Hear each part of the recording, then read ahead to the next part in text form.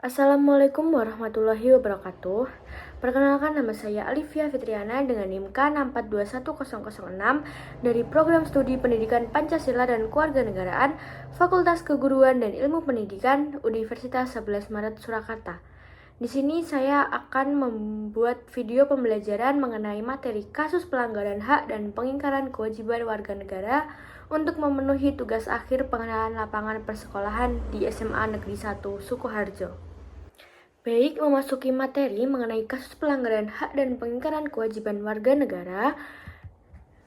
Adapun tujuan pembelajaran pada materi ini yaitu yang pertama, peserta didik mampu menganalisis kasus pelanggaran hak dan pengingkaran kewajiban warga negara, serta peserta didik mampu merumuskan solusi dari permasalahan tersebut. Sebelumnya, untuk pertanyaan pemantik, apa yang kalian ketahui tentang contoh kasus pelanggaran hak dan pengingkaran kewajiban? Berilah satu contoh yang kalian ketahui di lingkungan sekitar kalian. Baik, sebelum memasuki materi mengenai kasus pelanggaran hak dan pengingkaran kewajiban, kita akan membahas pengertian dari hak dan kewajiban itu sendiri. Yang pertama, pengertian hak. Hak merupakan segala sesuatu yang harus diterima oleh setiap individu, termasuk hak untuk hidup, hak untuk memiliki pendidikan, dan perlindungan. Kemudian, pengertian kewajiban. Kewajiban adalah hal-hal yang harus dilakukan oleh warga negara, seperti mematuhi hukum dan berpartisipasi dalam kegiatan sosial. Jadi, hak dan kewajiban itu merupakan hal yang saling berkesinambungan. Kita mendapatkan hak dan kita juga harus melaksanakan kewajiban sebagai warga negara. Kemudian ada hak dan kewajiban warga negara dalam Undang-Undang Dasar Negara Republik Indonesia tahun 1945. Yang pertama ada hak warga negara, diatur dalam pasal 27, di mana pasal tersebut berbunyi tentang hak atas pekerjaan dan penghidupan yang layak. Kemudian ada pun pasal 28A yaitu hak untuk hidup, dan pasal 31 yaitu hak atas pendidikan. Kemudian untuk kewajiban warga negara yaitu yang pertama ada di pasal 27 bahwasanya setiap warga negara wajib menaati hukum yang berlaku, dan yang kedua ada pasal 30 di mana warga negara memiliki kewajiban untuk bela negara. Kemudian ada pun macam-macam hak. Yang pertama, hak atas kewarganegaraan. Yang kedua, persamaan dalam hukum. Yang ketiga, hak atas pekerjaan dan penghidupan yang layak. Dan yang terakhir ada hak dan kewajiban bela negara. Hak-hak tersebut akan ada lebih banyak lagi. Contohnya seperti hak untuk mendapatkan pendidikan, hak untuk hidup, dan hak untuk mendapatkan pekerjaan yang layak. Macam-macam hak yang pertama yaitu hak atas kewarganegaraan, bahwa yang menjadi warga negara ialah orang-orang bangsa Indonesia asli dan orang-orang bangsa lain yang disahkan dalam undang-undang sebagai warga negara. Kemudian yang kedua ada kesamaan kedudukan dalam hukum dan pemerintahan, di mana negara Republik Indonesia menganut asas bahwa setiap warga negara mempunyai kedudukan yang sama di hadapan hukum dan pemerintahan.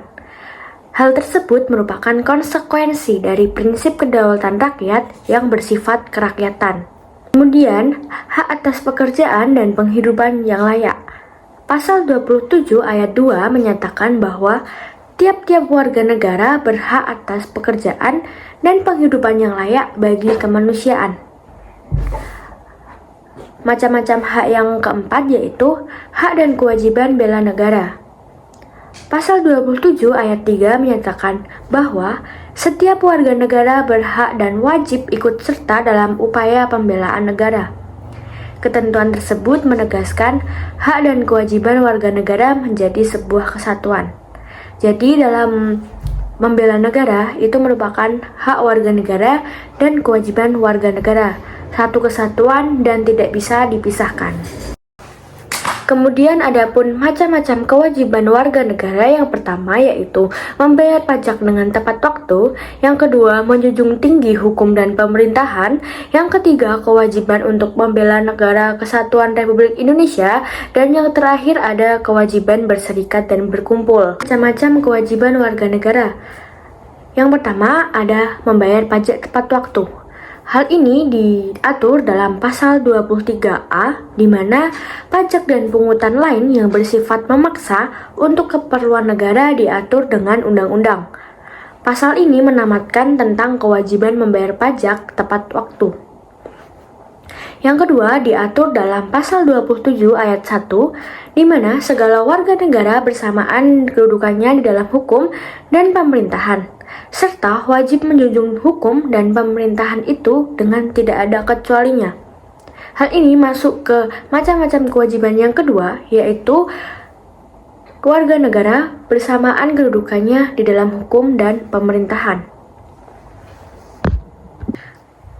Yang ketiga yaitu mengenai kewajiban bela negara yang diatur dalam pasal 27 ayat 3, di mana setiap warga negara berhak dan wajib ikut serta dalam upaya pembelaan negara.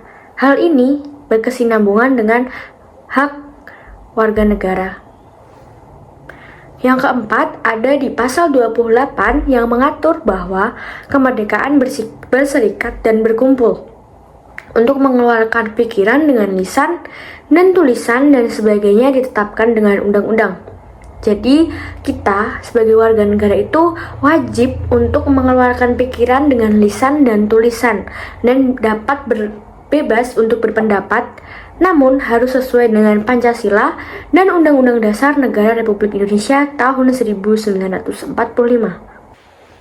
Kemudian kita memasuki materi mengenai contoh kasus pelanggaran hak warga negara, di mana kasus yang sering terjadi di Indonesia yaitu penegakan hukum masih belum optimal dilakukan. Hal ini terbukti bahwa sering terjadi kasus salah tangkap, perbedaan perlakuan oknum aparat penegak hukum terhadap para pelanggar hukum yang sering terjadi dengan dasar kekayaan, jabatan, dan hal-hal yang lainnya. Hal ini merupakan bukti bahwa pasal 27 ayat 1 Undang-Undang Dasar Negara Republik Indonesia ini belum sepenuhnya dilaksanakan atau belum sepenuhnya dilakukan. Kemudian contoh kasus pengingkaran kewajiban warga negara. Contohnya di Indonesia itu ada banyak, namun kita akan membahas beberapa saja, yaitu yang pertama, melakukan pelanggaran hukum, yang kedua, pengingkaran kewajiban untuk membela negara dalam bentuk terlibat tawuran dan merusak fasilitas umum, yang ketiga, pengingkaran kewajiban menghormati hak asasi manusia orang lain dengan melakukan kekerasan, pemerkosaan, dan yang lainnya.